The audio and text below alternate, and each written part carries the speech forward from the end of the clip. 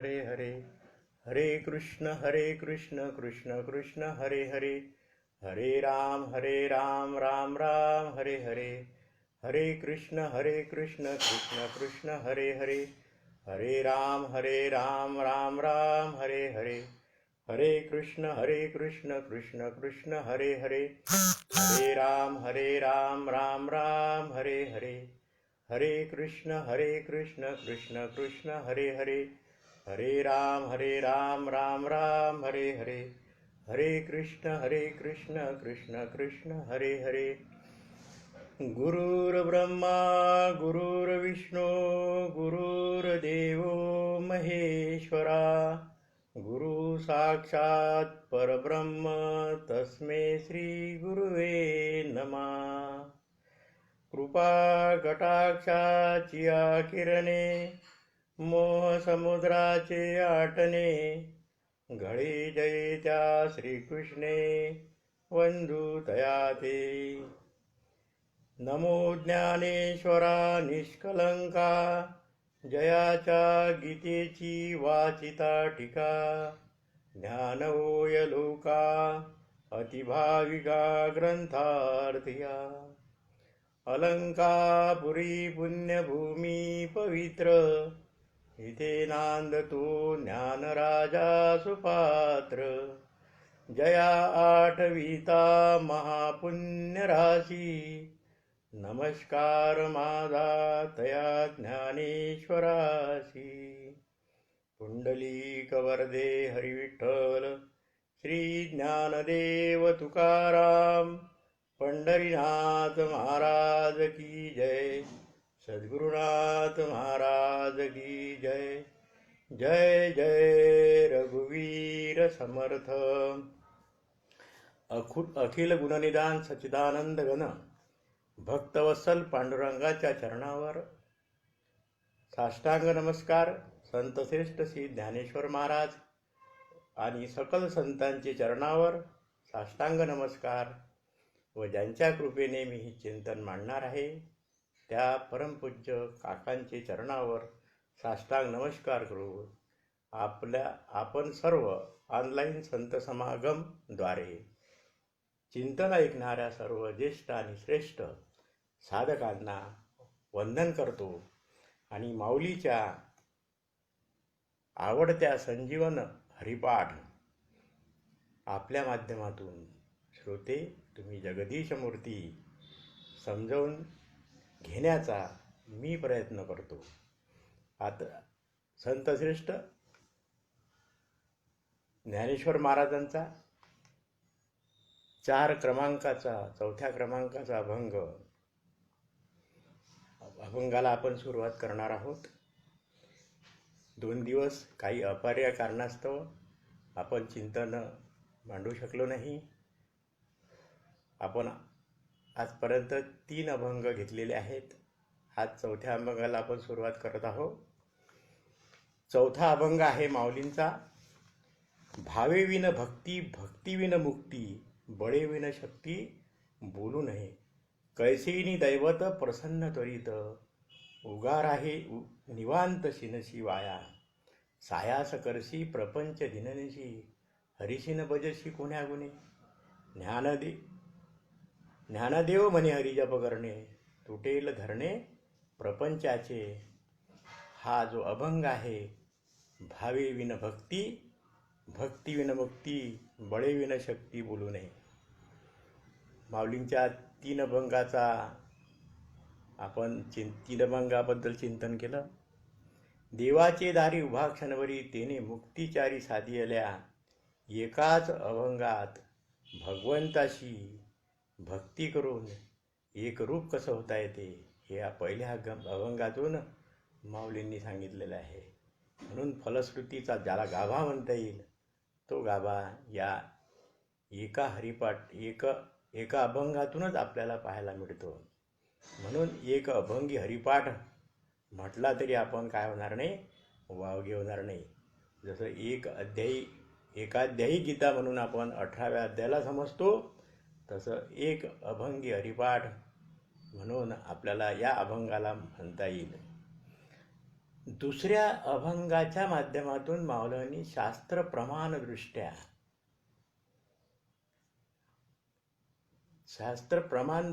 हरीजवळ कसं पोचायचं हे या माध्यमातून सांगितलं. आणि तिसऱ्या अभंगात तत्वचिंतनाच्या माध्यमातून आपण हरीपर्यंत कसं पोचायचं हे तिसऱ्या अभंगातून सांगितलं. आणि आज चौथ्या अभंगातून माऊली अंतरंग साधना सुरू करत आहेत. अंतरंग साधना कशी असावी, त्यात नामनिष्ठेचा मूळ गाभा कुठे आहे, आणि तत्वचिंतनाच्या माध्यमातून एकच फक्त आपल्याला वेद अनंत बोलिला, अर्थ इतकाची साधिला, निजनिष्ठे नाम घ्यावे, विठोबाची शरण जावे, इथपर्यंत जाण्यासाठीच भाव, भक्ती, मुक्ती आणि शक्ती या माध्यमातून आपल्याला इथपर्यंत पोचायचं आहे. भावाबद्दल 2-3 अभंगामध्ये माऊलींनीच म्हटलेलं आहे, भावे विन देव न कळेसे निसंदेह, भावबळे आकडे एरविनाकडे, भावे विन भक्ती, भक्ती विन मुक्ती. अर्थात ध्यानात राम आणि मनात कृष्ण येण्यासाठी अंतःकरण काय पाहिजे, शुद्ध पाहिजे. असं शुद्ध अंतःकरण असेल तरच हरीचा आत प्रवेश तो आहेच, पण प्रगट दिसत नाही आपल्याला. याचं कारण आहे अनंत जन्मांचे जे आपले जळमोटं ज्याला म्हणता येईल, विषयाचे, कामक्रोधादी, प्रपंचाचे, त्यामुळे हरी झाकला गेलेला आहे. आणि हा झाकला गेलेला हरी प्रगट करणे म्हणजेच हरिपाठाच्या माध्यमातून महाराज आपल्याला इथपर्यंत नेत आहे. विचार केला तर भगवंतांनी माणसाला 3 शक्ती प्रदान केलेल्या आहे. एक आहे क्रियाशक्ती, दुसरी आहे ज्ञानशक्ती, आणि तिसरी आहे भावशक्ती. आता पहा, हे जे 3ही शक्ती आहे ना, हे 3ही शक्ती प्रत्येकामध्ये पूर्वकर्म, पूर्वसंस्कार आणि संत संगती जशा प्रकारची लाभलेली असेल, जशा प्रकारचं पूर्व संचित असेल, पूर्वकर्म असेल, पूर्वसंस्कार असेल, त्या प्रकारे आपला भाव, आपली क्रियाशक्ती आणि आपली भावशक्ती इथून प्रगट होते. याचा विकास कसा करायचा आहे हाही माऊलींनी यात उल्लेख केलेला आहे. असं शास्त्रात वर्णन येते की 80% कर्म, 16% जर विचार केला तर भक्ती, आणि 4% फक्त ज्ञान. या माध्यमातून आपण आपला अभ्यास म्हणा, आपलं शास्त्रामध्ये लिहिलेलं आहे त्याप्रमाणे म्हणा, ही क्रियाशक्ती, ही ज्ञानशक्ती, या माध्यमातून भावशक्ती इथपर्यंत आपल्याला जाता येते. म्हणून दुसऱ्या भाषेत जर आपण थोडासा विचार केला तर लक्षात येईल. समर्थांनी चत्वारदेवमध्ये छान निरूपण याचं केलेलं आहे. एक नाना प्रतिमा, दुसरा अवतार महिमा, तिसरा तो अंतरात्मा, चौथा तो निर्विकारी. अर्थात क्रियाशक्ती कोणती आहे तर सगुण साकाराच्या माध्यमातून जे आपण पूजा अर्चा सर्व करतो, ह्या क्रियाशक्तीचा भाग आहे. ज्ञानशक्ती म्हणजे तत्वज्ञानाच्या माध्यमातून निर्गुण निराकारपर्यंत जाण्याचा, त्या स्वरूपापर्यंत जाण्याचा आपण प्रयत्न करतो, ती ज्ञानशक्ती. त्याला ज्ञान म्हणतात, त्याला तत्वज्ञानाच्या माध्यमातून म्हणता येईल. आणि भावशक्ती म्हणजे सगुण निराकार देव आहे परंतु दिसत नाही, म्हणून भावच्या माध्यमातून आपलेपणा, आणि भावाच्या माध्यमातून तादात्म्य, भावाच्या माध्यमातून आपलेपणा हा साकार आहे, तर तादात्म्य हे जे आहे हे निर्गुण आहे, निराकार आहे. आता हे जे निराकाराच्या माध्यमातून म्हणा की कोणत्याही माध्यमातून म्हणा, महत्त्वाचा मुद्दा काय आहे की ही क्रियाशक्ती, ज्ञानशक्ती ही आणि भावशक्ती ही असतेच, परंतु त्याचा विकास हळूवार कसा होतो तेही माऊलींनी आज सांगितलेलं आहे. की दुसरा भाग भाव भक्तीपासून काय निर्माण होतो तर भक्तियोग, भाव आणि मुक्ती यापासून काय तर ज्ञानयोग आणि बळ आणि शक्ती यापासून क्रियायोग कर्मयोग ज्याला म्हणता येईल. क्रियायोग म्हटल्यापेक्षा म्हणजेच भक्तियोग, ज्ञानयोग, कर्मयोग या एकाच अभंगाच्या चरणामध्ये माऊलींनी सांगितलेलं आहे. भावे विन भक्ती अर्थात भावे विन भक्ती म्हणजे भक्तियोग, भावे विन मुक्ती म्हणजे ज्ञानयोग आणि बळे विन शक्ती म्हणजेच कर्मयोग. ज्ञानयोग, भक्तियोग आणि कर्मयोग हे त्रिसूत्री आपल्याला याच अभंगाच्या माध्यमातून या ठिकाणी माऊलींनी त्याचं विशद वर्णन केलेलं आहे. आपली जे विचार केला तर जन्मताच आपल्याला भावशक्ती असते. एखादा बालक आपल्या आईशी भावशक्तीनं काय झालेला असतो, जोडलेला असतो. म्हणजे जन्मताच भावशक्ती. आणि या माध्यमातून सर्व संत इथपर्यंत भगवंतापर्यंत पोचलेले आहे. भावबळे आकडे एरविनाकडे, भावी विन न देव न कडे निसंदेह.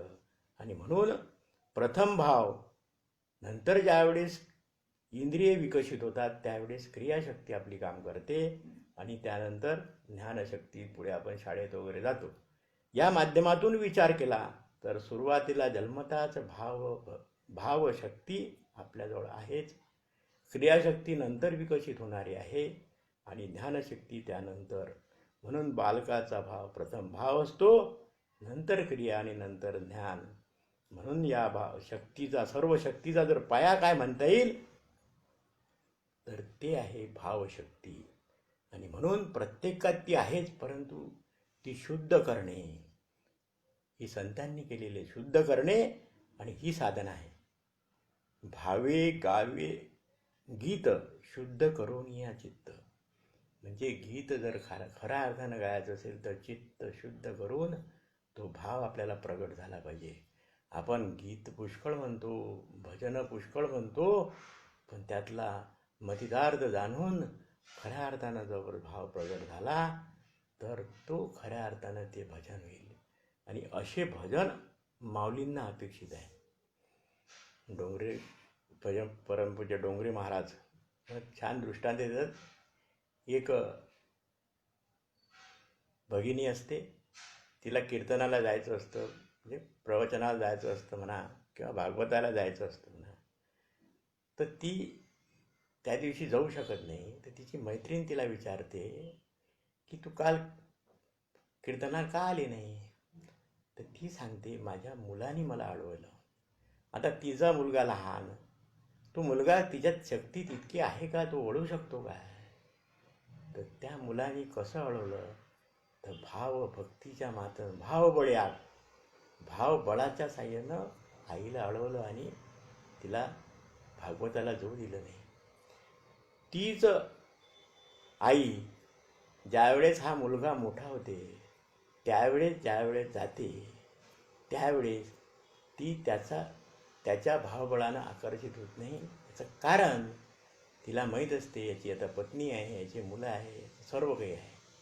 त्याच्यामुळं महत्त्वाचा मुद्दा काय म्हणत आहे माऊलींना की हे जे भावबळ लहानपण देगा देवा मुंगी साखरेचा रवा.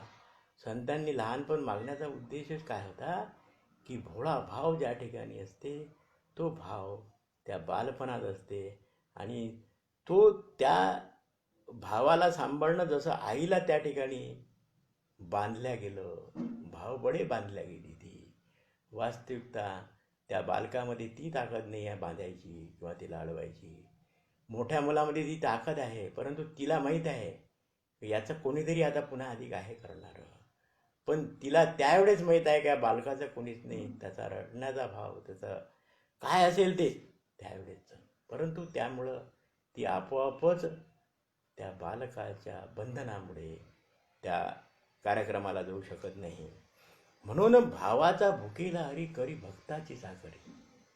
संतांनी हा भावाच्या माध्यमातूनच भगवंताला आपलासा केला आणि म्हणून भगवंत त्यांच्या लागला. म्हणून महत्त्वाचा मुद्दा काय आहे की जोपर्यंत आपण या भावाच्या माध्यमातून जात नाही तोपर्यंत भगवंत आपलासा होणार नाही.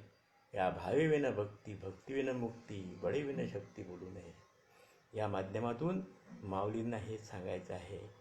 हा सुदाम्याचे पोहे म्हणा, विदुराच्या कन्या म्हणा, द्रौपदीचं भाजीचं पान म्हणा किंवा शबरीचे बोरे म्हणा, हे जे या सर्वांचा जर विचार केला तर यांच्यामध्ये भाव तितका होता. या भावाच्या माध्यमातून भगवंताला मारलेली आर्त हाक त्या भगवंतापर्यंत पोचली आणि भगवंत त्यांच्या मदतीला आला. आणि म्हणूनच मीराबाई म्हणू शकली, मेरे तो गिरधर गोपाल. विषाचा प्याला पचवण्याची ताकद भगवंताच्यामुळे आहे, त्या भावामुळे आहे, हे लक्षातच येत नाही. आणि हा प्याला तीच पचवू शकली कारण भाव अंतरी होता. मेरे अंदर मेरे गिरधर गोपाल है. जोपर्यंत हा असा भाव निर्माण होत नाही ना, तोपर्यंत गजेंद्राने मारलेली हाक कशी होती. आणि म्हणून शबरीच्या उष्ट्या बोरामध्ये काय होतं, आता हा जर विचार केला तर त्या बोरामध्ये काही नव्हतं, परंतु तो भाव होता. आणि त्या भावाच्या माध्यमातून शबरीची कथाही आपल्याला माहीत आहे की सद्गुरूंनी दिलेलं एकच वचन, सद्गुरू वचनी विश्वास. किती विश्वास होता, तर तुला राम भेटेल. आणि राम भेटला शबरीला. ती भक्ती किती होती, भावभक्ती किती होती. द्रौपदीची लाज श्रीकृष्णांनी वाचवली. महत्त्वाचा मुद्दा कसा आहे, फक्त इथे एकच महत्त्वाचं होते, ज्यावेळेस आपला अहंकार जागा होतो किंवा अहंकार आपला जागृत होतो आणि त्यावेळेस आपल्याला असं वाटते, जसं द्रौपदीला वाटलं का माझे पांडव आहेत, माझी रक्षा करतील, भीष्म आहे, द्रोणाचार्य आहेत. परंतु ज्यावेळेस या कोणाचाही तिला सहारा वाटला नाही, त्यावेळेस तिनं हाक दिली द्वारकाधीश. नंतर हाक दिली कृष्णा धाव. आणि कृष्ण आले. कृष्णाला ती विचारते, तू इतक्या लवकर का आला नाहीस. भगवंत म्हणतात, तुला पांडव, तुला भीष्म, द्रोणाचार्य याची वाटली होती. आणि मला तू हाकही दिली तर द्वारकाधीश दिली. गमतीचा भाग वेगळा, मला द्वारकाधीशवर जाऊन मला यावं लागलं, तितका उशीर झाला. महत्त्वाचा मुद्दा काय, अहंकार रहित, निष्काम, शुद्ध. आता निष्काम शुद्ध अशा भावनेनं ज्यावेळेस आपण खऱ्या अर्थानं भगवंताला हाक देतो, त्यावेळेस ती अर्थ हाक भगवंताला कुठूनही ओढून आणू शकते. ही या सर्वांच्या उदाहरणं आपल्या लक्षात येतं.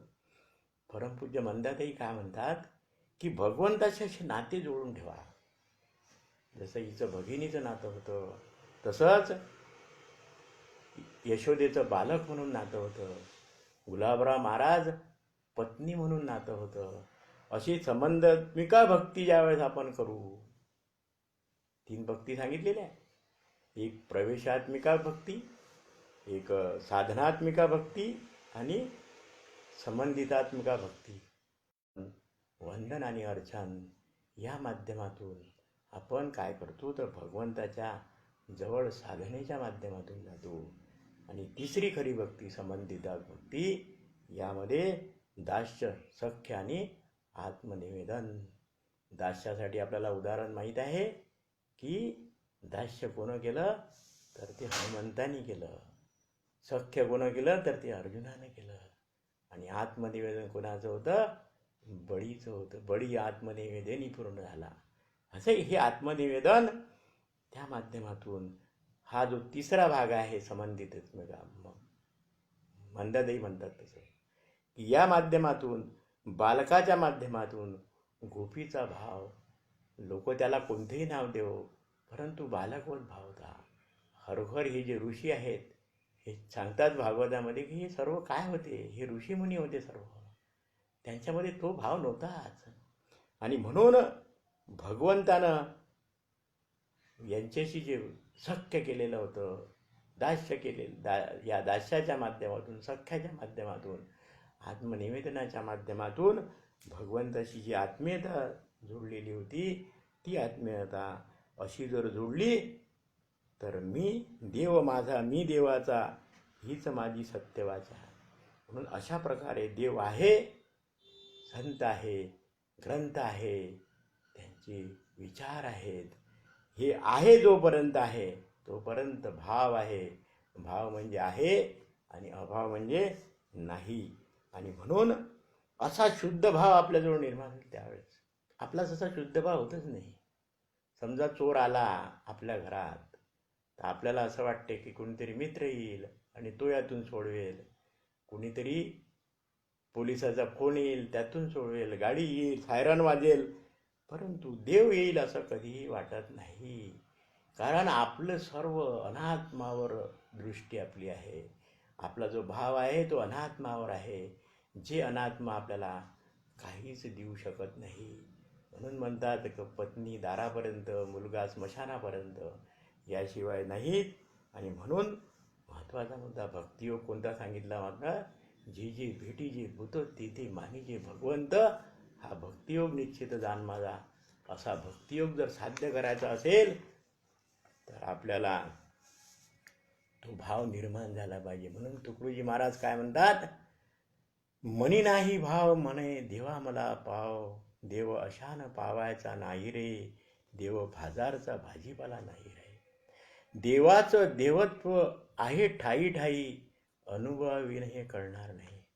जोपर्यंत हा भाव अनुभव आपल्याला येणार नाही तोपर्यंत भगवंत कळणार नाही.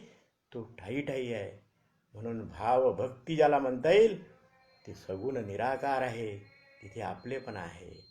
आणि सगुण आपलेपणा आहे तर निर्गुण तादात्म्याचा भाव आहे.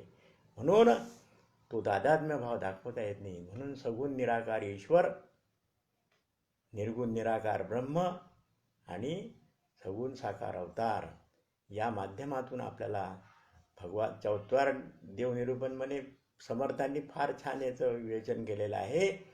या माध्यमातून आपल्याला भगवंतापर्यंत पोचता येते. कसं पोचता येते तर त्यातून आपल्याला समजते. आणि म्हणून या माध्यमातून भावे विन भक्ती, भक्ती विन मुक्ती, बळे विन शक्ती बोलू नये. आणि जर समजा आपल्याला चारही मुक्ती साधायची असेल तर चार मुक्तीसाठी आपल्याला भाव भक्ती आवश्यक आहे. आणि याच माध्यमातून आपण कुठं जाऊ शकतो तर त्या भगवंतापर्यंत जाऊ शकतो, त्या ईश्वर तत्वापर्यंत जाऊ शकतो. हे जर आपल्याला जायचं असेल तर हा भाव आपल्यात निर्माण झाला पाहिजे. म्हणून माऊली दुसऱ्या चरणात काय म्हणते, कैसेनी दैवत प्रसन्न तरीत, उगा राहे निवांत शिन शिवाया. या माध्यमातून विचार करणाऱ्या लोकांना त्वरित आवश्यक आहे. आज तर इन्स्टंटचा जमाना आलेला आहे. आणि इन्स्टंटचा जमाना यासाठी आहे का लोकांना असं वाटते त्वरित आताच केलं की आताच भेटलं पाहिजे.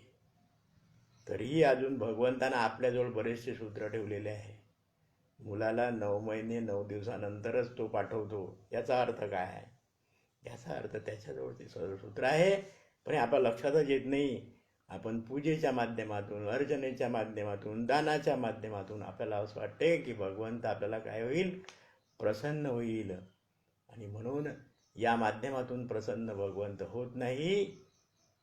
हे 900 आवाज कितीही केले तरी तो प्रसन्न होणार नाही. म्हणून तुकाराम महाराज म्हणतात, 986 पुत्र होती तो का करणे लागे पती. जर हे केल्याशिवाय नेच भेटलं असतं तर ही आवश्यकताच काय होती एवढ्या मोठ्या संसाराची. म्हणून महत्त्वाचा मुद्दा, काहीतरी केल्याशिवाय काहीतरी मिळत नाही. याला जोपर्यंत हे समजत नाही तोपर्यंत ही भक्ती पूजा अर्च्याच्या माध्यमातून होत नाही अशातला प्रश्न नाही आहे. भाव आपला शुद्ध होतो, त्या भगवंतापर्यंत पोचण्याचा मार्ग आपला सापडतो या माध्यमातून. पण तिथेच अडकून जाणं नाही. परमपूज्य काका छान म्हणतात की माझ्याजवळ पैसे आहेत, 5 नाही पैसे. जर विचारलं तर तुम्ही तुमच्याजवळ पैसे आहेत का, तर माझ्याजवळ पैसे आहेत, परंतु या 5 पैशाचे चुरमुरे सुद्धा मिळत नाही. म्हणजे याची किंमत किती आहे. म्हणून या पूजा अर्चा याच्या माध्यमातून, दानाच्या माध्यमातून एक सकाम पुण्य तयार होतं. आणि ह्या सकाम पुण्याच्या माध्यमातून आपण जरी तिथपर्यंत जात असलो, जरी क्षिणे पुण्ये मृत्युलोकी गच्छन्ती आहेच, म्हणून मनुष्य काय करतो, हे पुण्य करतो पण पाप सोडत नाही, ही शोकांती गायब होती आणि त्यामुळं भाव निर्माण होत नाही. असा भाव जोपर्यंत निर्माण होत नाही तोपर्यंत मुक्ती शक्य नाही. म्हणूनच समर्थ काय म्हणतात, न जाणता कोटीवरी साधने केली परोपरी तरी मोक्षास अधिकारी होणार नाही. सरळ सरळ निर्णय देऊन दिला समर्थांनी की जोपर्यंत हे लक्षात येत नाही भगवंत आहे हे जाणून नाम घेतलं, जाणून निष्ठा ठेवली तर भगवंत आपल्यापर्यंत पोचतो. हे जोपर्यंत आपल्याला समजणार नाही तोपर्यंत याचा काय होतो, शीन होतो, व्यर्थ शीन. म्हणून कैसेनी दैवत प्रसन्न तरी तो उगाराये शिनशी निवांत शिनशी वाया ठाईच बैसोनी करा एक चित्त आवळे अनंत आळवावास. काय सांगून गेले. महत्त्वाचा मुद्दा कसा आहे की जोपर्यंत आपल्या लक्षात येणार नाही हे की संत सांगून गेले ठाईच बैसोनी करा एक चित्त आवळे अनंत आळवावा. जर समजा तुम्ही ठाईच बैसून या बाबतीतला विचार केला तर तिथपर्यंत आपण जाऊ शकतो. आणि हे जाण्यासाठी माऊलीचा हरिपाठ सांगितलेला आहे. सायास करशी प्रपंच दिनशी हरिशीन भजशी गुण्यागुणे. तिसऱ्या चरणामध्ये माऊली म्हणते सायास करशी प्रपंच दिननिशी हरिशीन भजशी गुण्यागुणे. आता विचार करता घेता कारे सोस करशी वाया भज मन पंढरी राया. तुला जर खरोखर भगवंतापर्यंत जायचं असेल तर भजमन पंढरी राहा ना. आता हे काय प्रपंच आजपर्यंत कोणाचाही चांगला झालेला नाही आणि कोणाचाही होणार नाही. ही परमपूज्य काका म्हणतात काळ्या दगडावरची काय रेष आहे, सर्व संतच म्हणतात. आपण थोडासा आपल्याच जीवनाचा जर विचार केला तर आपल्या लक्षात येते सुख सुख म्हणता हे दुःख दाटून आले. सुख म्हणता म्हणताच कधी दुःख येऊन जातं काही पताच चालत नाही. म्हणून संत म्हणतात सुख पाहता जवळ पडे दुःख पर्वता एवढे. कारण दुःख आगंतुक असलं तरी ते आल्याशिवाय राहत नाही. जे जे वाटे परमसुख ते तेच आहे परम दुःख. आधी सुख मद दुःख नेमस्त आहे समर्थच म्हणतात. आणि म्हणून प्रपंचात करू नका असं संतांनी म्हटलेलं नाही. परंतु प्रपंच करताना तसं कसा करा तो विचारपूर्वक करा. म्हणून संसार मुळीच नाच फाटका विवेके करावा नेटका नेटका करता फिका होत जातो. समर्थ कशासाठी सांगतात हे सर्व. त्याचं कारण आहे या संसारात तू पडलेला आहे ना, परंतु याचा विचार कर. आजपर्यंत किती लोकांचा प्रपंच चांगला झाला, किती लोकांचा सुंदर झाला, किती लोक या प्रपंचाच्या माध्यमातून भगवंतापर्यंत पोहोचले. असे काही उदाहरणं आपल्याजवळ आहे का. आणि म्हणून सायाच्या करची हरीशीनं भजशी कोण्या गुणे. या प्रपंचात तुला शाश्वत काय वाटते आहे. असारा आश्वासाचा बाजार आहे. पत्नी आता आपण पाहिलंच पत्नी कुठपर्यंत आहे, मुलं कुठपर्यंत आहे. याचा अर्थ यांच्याशी संबंध ठेवू नये अशातला प्रश्न नाही आहे. कारण प्रारब्धवश आपल्या हे सोबतीले आलेल्याच आहे. आणि हे प्रत्येकजण प्रारब्धानुसार वसुलीच्या माध्यमातून आलेले आहेत. हाही हा विचार आपल्याजवळ ठेवायचा आहे. त्यांना सांगायचं नाही आपल्याला हे. परंतु महत्त्वाचा मुद्दा कसा आहे, या संसारातून दुःख नाही, या संसारात सुख नाही. हुशारी धर कोणाचे गणकूत कोणाचे घर हे लक्षातच आपल्या येत नाही. आणि तोपर्यंत लक्षात येणार नाही तोपर्यंत सर्व म्हणती माझं माझं मीच आहे करता. आणि चुटकी जरशी निघून जाशील कोणी नाही धरता.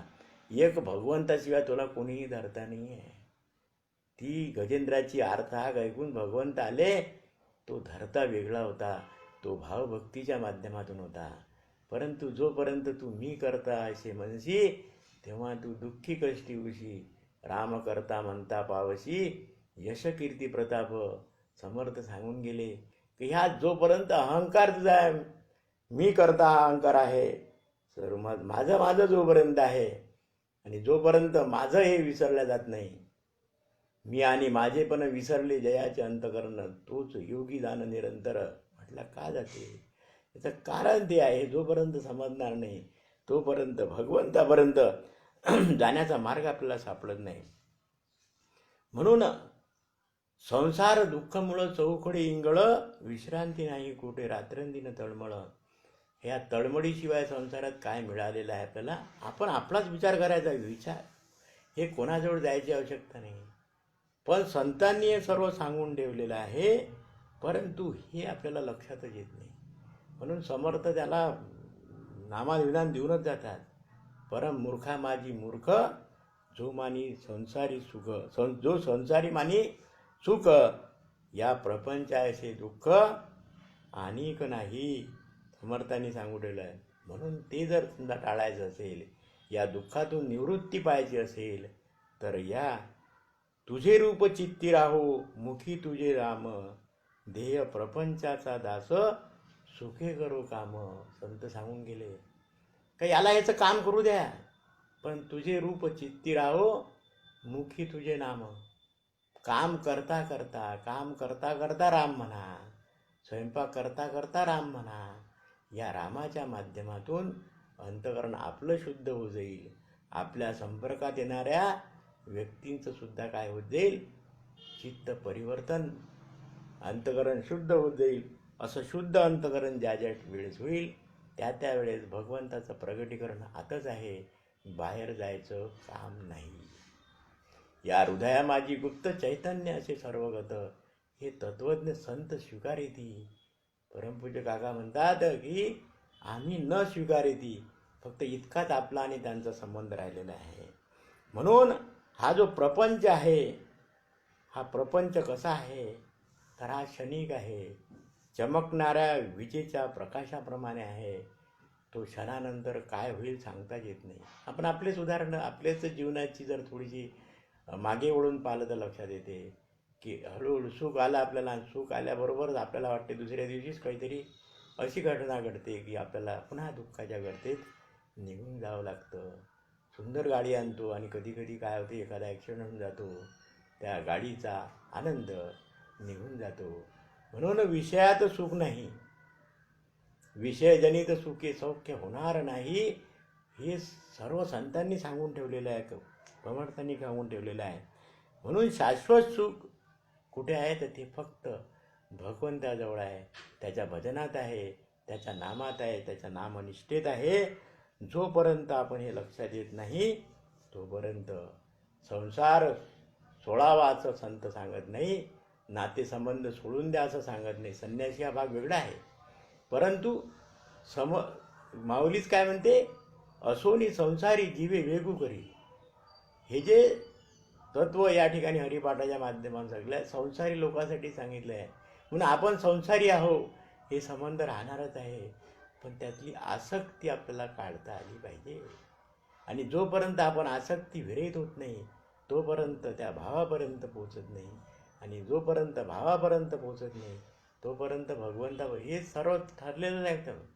भावाच्या माध्यमातून भक्तीच्या माध्यमातून भगवंत आपलासा होते. विभक्त नव्हे तो भक्त, भक्त म्हणजे विभक्त नव्हे, विचारे येऊन काहीच नव्हे समाधान. आणि म्हणून महत्त्वाचा मुद्दा कसा आहे, संत सांगतात आपल्याला, परंतु आपल्याला संत सांगती ती ऐकत नाही, दुसऱ्याची ऐकतो. तुकडोजी महाराजच म्हणतात. आणि म्हणून एक छोटीशी कहाणी सांगितल्या जाते की एका माणसाच्या मागं वाघ लागला, जंगलात जात होता. योगायोगानं त्याला पाठीमागे वाघ लागल्यानंतर त्याला वाटलं की विहिरीत काही आता वाघ आपल्याला येणार नाही, म्हणून त्यानं विहिरीत उडी मारली. आता तो ज्या झाडाला धरून होता ते झाड काटेरी होतं, म्हणण्याचा अर्थ असा. आणि खाली काय होता, तर साप होता. खाली साप, नाग, वर वाघ. खाली नाग, वर वाघ. आणि काटेरी झाडाला पकडलेलं होतं. म्हणजे, आणि दुसरं गोष्ट काय झाली की या झाडाला धक्का लागल्यामुळं त्यावर असलेलं जे मोहोळ होतं ते उडालं आणि ते चावायला लागलं. महत्त्वाचा मुद्दा हे संसाराचे चित्र इतकं रेखाटलेलं छान आहे याच्यामध्ये की काय आहे, खाली नाग आहे, वर वाघ आहे, झाडाला धरलेला आहे ते काटेरी आहे, त्याला धक्का लागल्यामुळं मोहोळ उठलेलं आहे, मोहोळ उठलेलं ते चावायला लागलेलं आहे. त्यातूनही त्याला ज्यावेळेस त्या मोहोळाचे 2 थेंब पडतात तोंडामध्ये त्यावेळेस त्याला वाटते का सुख आहे. भगवंत या ठिकाणी रूपकाच्या माध्यमातून म्हटलेलं आहे की भगवंत येतो आणि त्याला आवाज देतो, अरे बाबा मी तुला सोडवण्यासाठी आलेलो आहे, तुझी हाक ऐकली, मी सोडवण्यासाठी आलेलो आहे. तर तो म्हणतो भगवंता हे 2 मधाचे थेंब जोपर्यंत घेतो ना मी नंतर मग येतो. याचा अर्थ संसारात माणूस किती करतो होतो.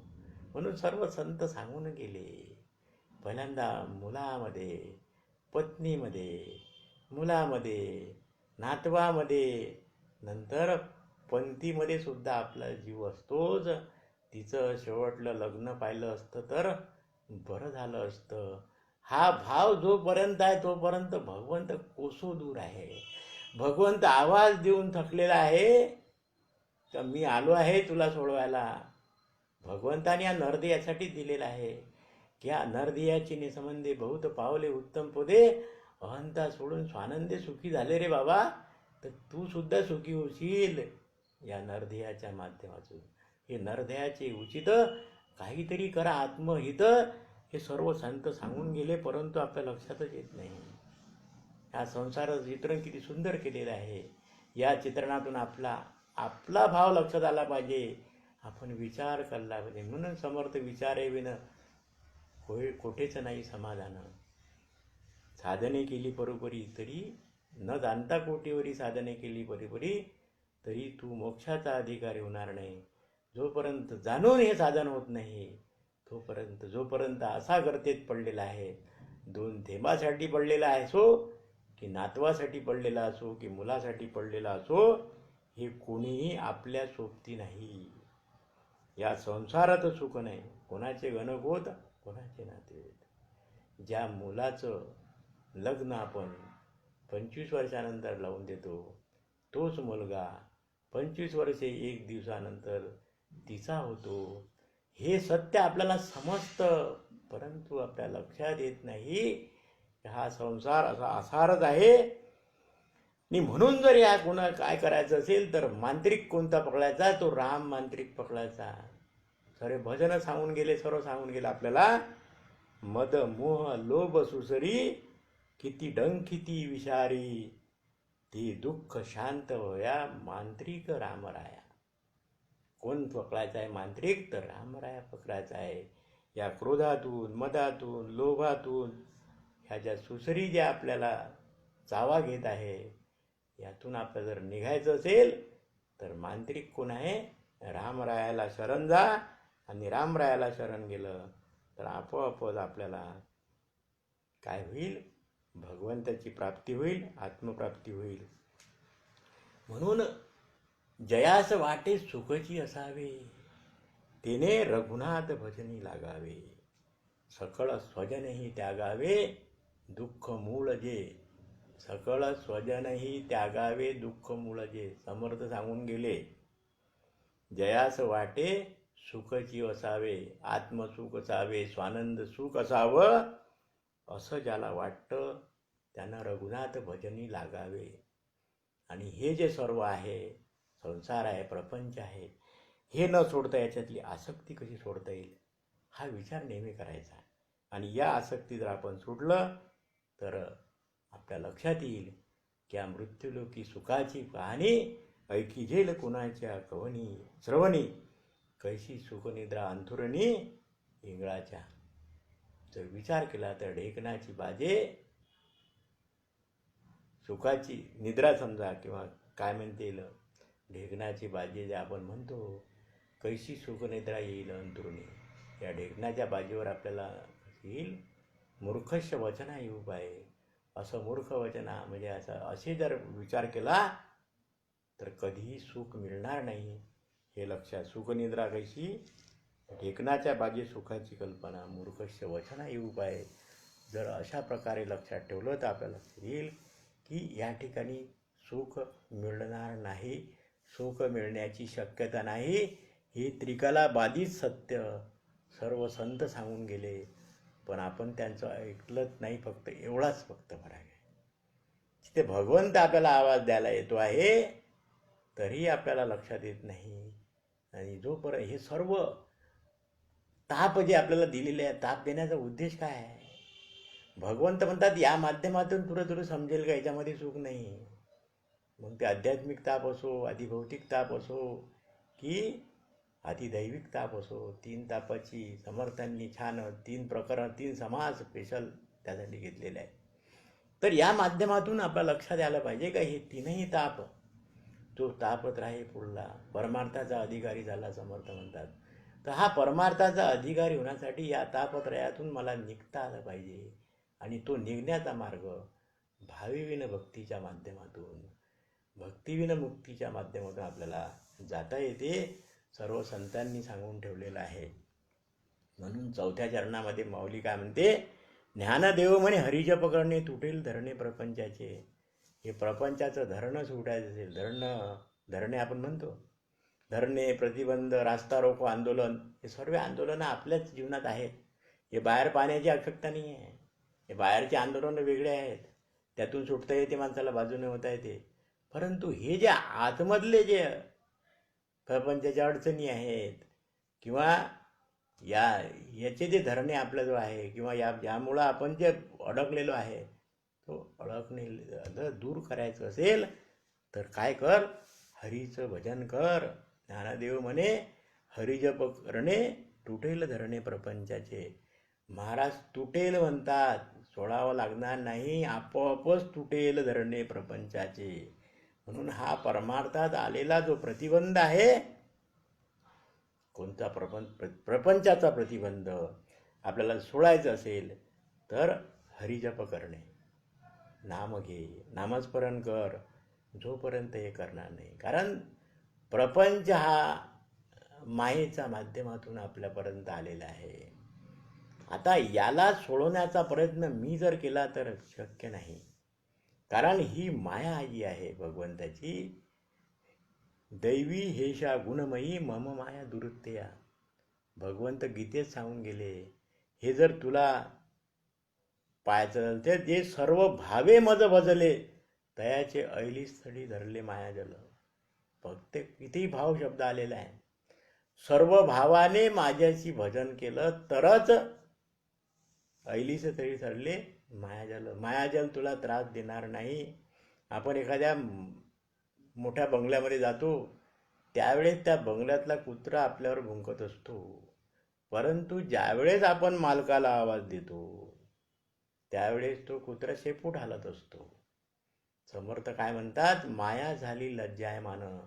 भगवंताच्या जवळ तुम्ही असले की माया लज्जायमान होते, ती आपल्याला कोणत्याही काही करू शकत नाही. हे आश्वासन आपल्याला गीतेतूनही मिळेल. सर्व भावे मज भजले ज्ञानेश्वर महाराज म्हणतात. आणि जोपर्यंत म्हणून स्वामी मायाधिपती ईश्वराचा आपण जोपर्यंत हात धरणार नाही किंवा त्याच्याशी शरण जाणार नाही, तोपर्यंत ही माया आपल्याला बंधनात पाडल्याशिवाय राहत नाही. म्हणून हिच्या ह्या भानगडीत पडूच नका, त्यापेक्षा भगवंताला धरा. ते धरलं तर आपोआपच ते निवृत्त होऊन जाईल. माया झाली लज्जायमान. म्हणून ग्लास निर्वात करण्याच्या त्यातली हवा काढण्याचा प्रयत्न करू नका. त्यात पाणी टाका, हवा आपोआपच निघून जाईल. आणि म्हणून प्रपंचरूपी हवा जर बाहेर काढायची असेल तर नामस्मरण रूपी पाणी त्यात टाका. आपोआपच नामाचा ओलावा, हरीशी सद्गत होऊन भजन करणे हा एक प्रकारचा त्याच प्रकारचा आहे. हा ओलावा ज्यावेळेस तिथपर्यंत पोचतो अंतःकरणात, त्यावेळेस तिथे मऊ ज्याला म्हणता येईल, त्या ठिकाणी भगवंत काय होतो? प्रगट होतो. म्हणून कर्म करतांनी कर्म सोडून भजन नाही. हरिबोला बैसता सर्व कार्य करता हरिबोला. हरिबोला खाता हरिबोला पिता. कार्य करता हरिबोला. एकनाथ महाराज सांगून गेले. तर हे महत्त्वाचा मुद्दा काय आहे, जोपर्यंत हा कर्माचा रेटा आहे, म्हणजे याचा अर्थ प्रारब्धाचा रेटा जोपर्यंत आहे, संचित जोपर्यंत शिल्लक आहे, तोपर्यंत आपल्याला हे भोगावंच लागणार आहे. पण तू कर्म कर, फल की इच्छा न कर. काय म्हणते, यह गीता का ज्ञान. म्हणजे तू फक्त कर्म कर, बाकीच्या याची मा फलेषु कदाचन, त्या फळाबद्दल अपेक्षा करू नको, फळ भेटणारच आहे. म्हणून कर्माचा सिद्धांत आहे. या कर्मातून, सत्कर्मातून समजा तुम्हाला काय निष्काम कर्म कसं टाकता येईल. कर्म करायचं आहे, पण कर्मातून निष्काम कर्म. आपण पाहिलं, निष्काम कर्मातून चित्त काय होते, शुद्ध होते. उपासनेच्या माध्यमातून चित्त शांत होते. शुद्ध आणि शांत चित्तामध्ये भगवंताचं प्रगटीकरण वेगळं करावं लागत नाही. आपोआप त्या ठिकाणी भजन, ते भजन अशा प्रकारचं होतं की जे गोपिकींनी केलं. नारद भक्तिसूत्रात नारद महर्षी काय सांगतात, यथा व्रज गोपिका नाम. जशी गोपिकांनी भक्ती केली तशी भक्ती जर आपल्याला करता आली. म्हणून या गवळणी कुणी गोविंद घ्या, कुणी गोपाळ घ्या, दूध तूप विकतांनी सुद्धा तेच चिंतन त्यांचं होतं. म्हणून भगवंतांनी यांचे सर्व दोष काढून टाकले. आपण म्हणतो त्या अज्ञानाच्या अवस्था 7, म्हणजे मलविक्षेप आवरण किंवा अज्ञान आवरण विक्षेप, परोक्ष अपरोक्ष वगैरे, जे त्या ज्या अवस्था आहे त्या काढताना भगवंताला मलविक्षेप आवरण काढण्या भक्तीच्या माध्यमातून सोपं. कारण सद्गत झालेलं अंतकरण आपोआपच धुतल्या जातं. आणि हे जर धुतल्या गेलं तर आपोआपच तिथं भगवंताचं प्रगटीकरण होतं. आणि भगवंताचं जिथं प्रगटीकरण झालं तिथं हे सर्व राहतच नाही. कारण शुद्ध आत्मा ते, आणि हे शुद्ध आत्मा नामस्मरे निरंतरच ते जाणावे पुण्यशरीर. समर्थ ठिकाणी सांगून गेलेले आहेत. तर या नामस्मरे निरंतर ते जाणावे पुण्यशरीर, जे पुण्यशरीरच होऊन जातं. आणि पुण्यशरीर झालं की हे संचित प्रारब्ध कर्मानं काय होते, तर अवघा झाला नारायण होऊन जाते. त्यात राहत नाही, शेष काही राहत नाही. तर कारण आहे. म्हणून ज्योतिषशास्त्रसुद्धा सांगतं की हे जे आपले ज्योतिषशास्त्रातले जे घरं आहेत, आपल्याला कुंडलिनी माहीत आहे, ते कुंडली आपल्या ज्योतिषशास्त्राच्या नुसार घरं असतात. ते 12 घरं वगैरे काय आहे, तर त्यातले 10 घरं 10 कोटीनं शुद्ध होतात.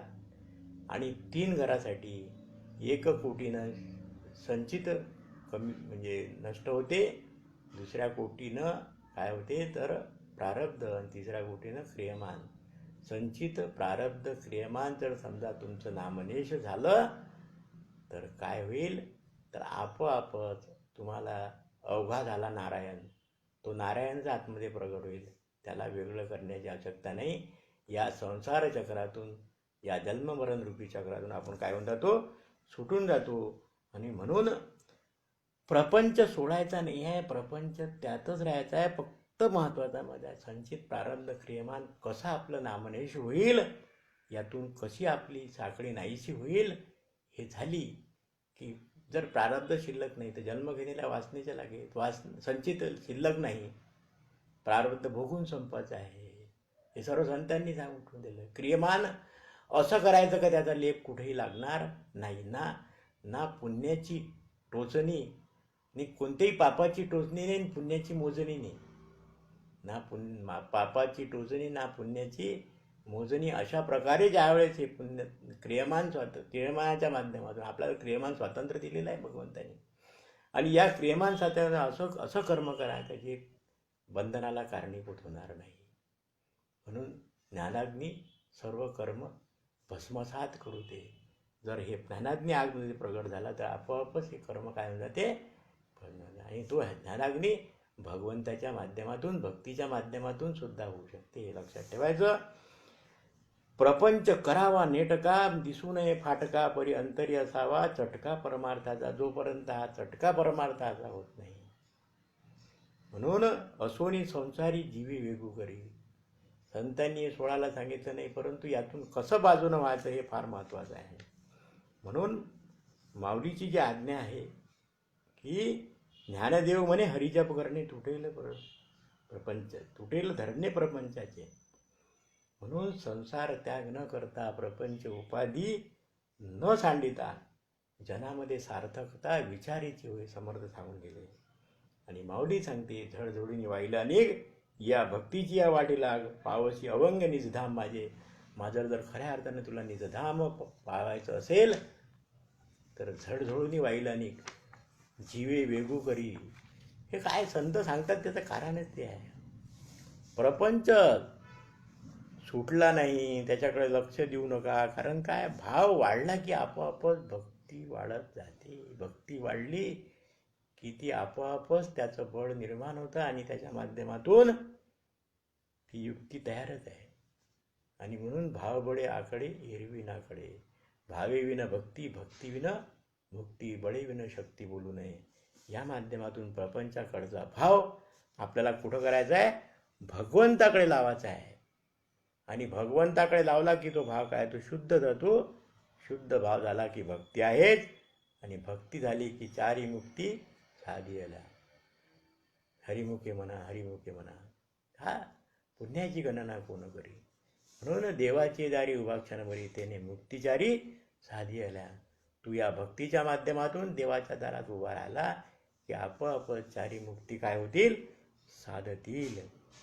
म्हणून वारकरी संप्रदायाच्या माध्यमातून जर विचार केला तर आपल्या लक्षात येते की भगवंत सन्मुख करणे, प्रपंचातून विन्मुख करणे, हाच या सर्व याचा काय आहे, विठ्ठलाचा साक्षात्कार तिकडे घेऊन जाते.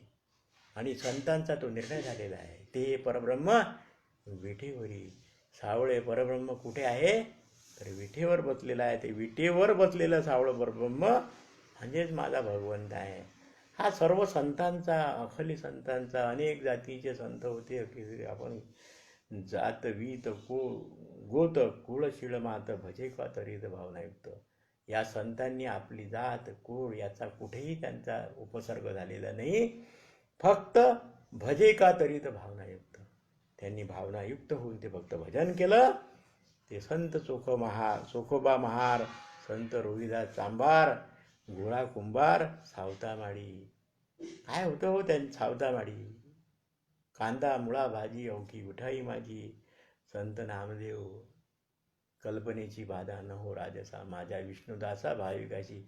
फक्त भाविकाशी का म्हटलं महाराजांनी, याचं भगवंताजवळ मागणं काय मागायचं. नामदेव महाराजांना मागितलं नाही मला कार येऊ दे, मला गाडी येऊ दे, मला बंगला येऊ दे, माझा नातू शिकू दे, त्याचं ते येऊ दे, त्याचं पॅकेज वाढवू दे वगैरे, अशा प्रकारचं कुठेही म्हटलेलं नाही. फक्त काय म्हटलेलं आहे, कल्पनेची बाधा न हो कवने गाडी, ही संत मंडळी सुखी असो. हा महत्त्वाचा सांगायचा उद्देश यांचा हेच आहे संतांचा. तुकाराम महाराज म्हणा, कुणी म्हणा, हे सर्वांनी कधीही मागितलेलं नाही. यांची परिस्थिती आडवी आली नाही. प्रपंचापासून ते विठ्ठलाला दूर झाले नाही.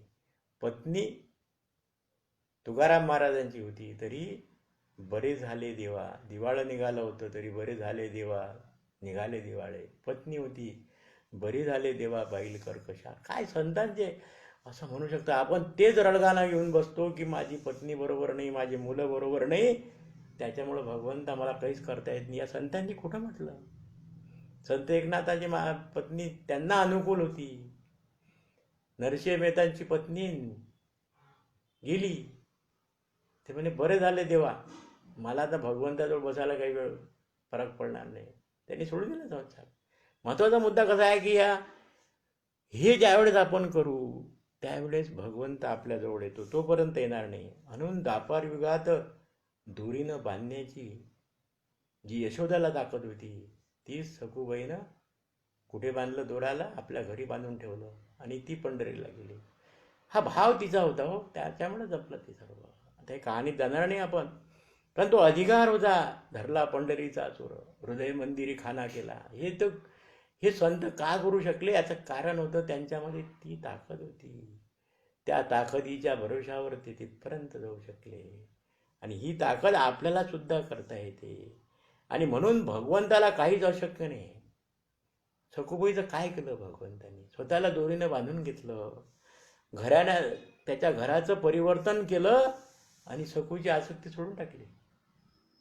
काय म्हणजे आपण म्हणतो बरेच वेळा काय हे कशी सुटली बा, अशी सुटत जाते.